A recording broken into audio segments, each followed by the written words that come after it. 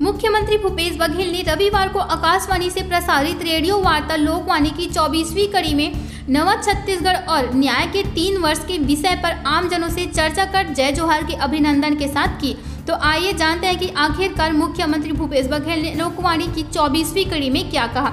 इसके पहले फ्रेंड्स, आप सभी से एक रिक्वेस्ट है कि यदि आप हमारे चैनल CG 36 न्यूज पर नए हो तो हमारे चैनल को सब्सक्राइब कर ऑल नोटिफिकेशन को ऑन जरूर कीजिएगा, ताकि आपको ऐसे ही डेली के नए अपडेट्स मिल सके।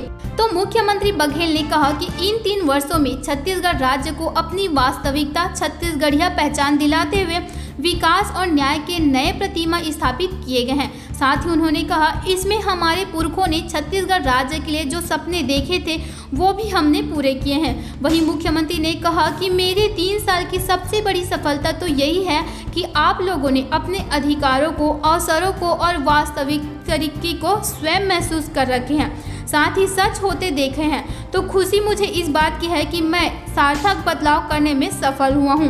साथ ही आज विकास के छत्तीसगढ़ मॉडल की चर्चा पूरे देश और दुनिया में है।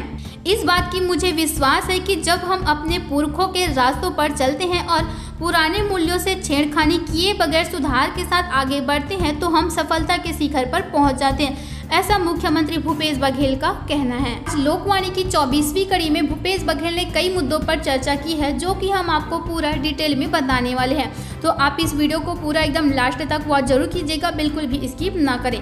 तो भूपेश बघेल ने कहा, एक नई ताजगी और ऊर्जा का हुआ संचार। दरअसल छत्तीसगढ़ में लोगों ने 3 साल में हुए बदलाव को न सिर्फ करीब से देखा है, बल्कि उसे अपने जीवन में भी बेहतरीन तरीके से महसूस किया है। इस तरह हमने ऐसे योजना बनाई जो वास्तव में आदिवासी अंचलों हो व मैदानी क्षेत्र सभी का भला कर सके।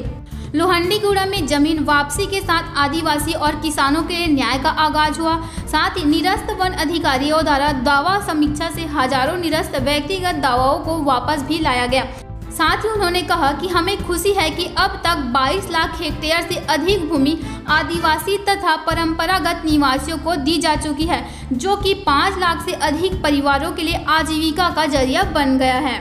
वहीं भूपेश सरकार ने कहा कि चर्चा में है विकास का छत्तीसगढ़ मॉडल।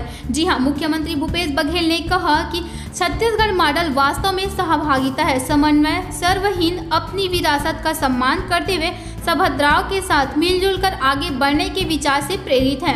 छत्तीसगढ़ के विकास मॉडल में सबसे बड़ी बात यह है कि एक दूसरे का साथ, चाहे वह योजना के रूप में हो या फिर परस्पर सहयोग के रूप में। उदाहरण देते हुए कहा कि जब हम गांव की बात करते हैं तो किसी एक विभाग या एक योजना की बात नहीं करते। नरवा, गरवा, घुरवा, बारी, गोधन न्याय योजना के शुरुआत करते हुए multi unity centre, rural industrial park और फूड पार्क तक पहुंच जाते हैं। इन सब का संबंध गाँव और जंगलों के संसाधनों से है।